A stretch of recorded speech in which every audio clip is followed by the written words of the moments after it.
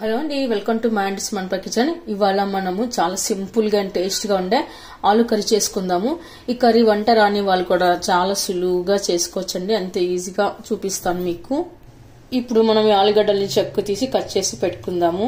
ఆలుగడ్డ కట్ చేసి పెట్టుకున్న తర్వాత ఇప్పుడు మనం కడాయి పెట్టుకొని 2 టేబుల్ స్పూన్ ఆయిల్ వేసుకున్న తర్వాత మినపగుళ్ళు వేసుకోవాలి, జీరా, కట్ చేసి పెట్టుకున్న ఆనియన్ కూడా వేసుకుందాము, కరివేపాకు, పసుపు, దంచి పెట్టుకున్న 2 వెల్లుల్లి రెబ్బలు, ఆనియన్ ఎర్రబడ్డాక బఠానీలు కూడా వేసుకుందాము. మనం కట్ చేసి పెట్టుకున్న పొటాటో కూడా వేసుకుందాము. ఇప్పుడు కొద్దిగా సాల్ట్ వేసుకుందాము. ఆ తర్వాత పొటాటో కాసేపు మగ్గనివ్వాలి.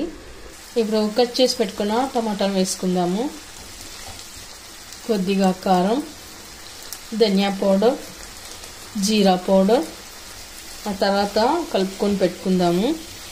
ఇలాంతా కలుపుకొని పెట్టుకున్న తర్వాత కొద్దిగా వాటర్ వేసుకుందాము. ఇప్పుడు వాటర్ అంతా దగ్గర పడే వరకు ఉడికించుకోవాలి. ఇప్పుడు మనం తురిమి పెట్టుకున్న కొబ్బరి పొడి కూడా వేసుకోవాలండి. ఇప్పుడు చివరన కాస్త కొత్తిమీర వేసుకున్న తర్వాత కలుపుకొని పెట్టుకుందాము. కలుపుకొని పెట్టుకున్న తర్వాత కసూరి మెంతి వేసుకుందాము. ఆ తర్వాత ఫైనల్గా కొత్తిమీర కూడా వేసుకుందాము. ఇప్పుడు సర్వింగ్ బౌల్లోకి తీసుకుందాము. ఓకే అండి, చూసారుగా ఈ కర్రీ రైస్లోకి, రోటీలోకి, చపాతీలోకి, పూరీలోకి, దోశలోకి చాలా బాగుంటుందండి. చాలా టేస్ట్గా కూడా ఉంటుంది. మరి మీరు కూడా ఒకసారి ట్రై చేయండి. మీకు ఎలా కుదిరిందో కామెంట్స్లో పెట్టండి. లైక్ చేయండి, షేర్ చేయండి, తప్పకుండా మన ఛానల్ని సబ్స్క్రైబ్ చేయండి. Thank you for watching.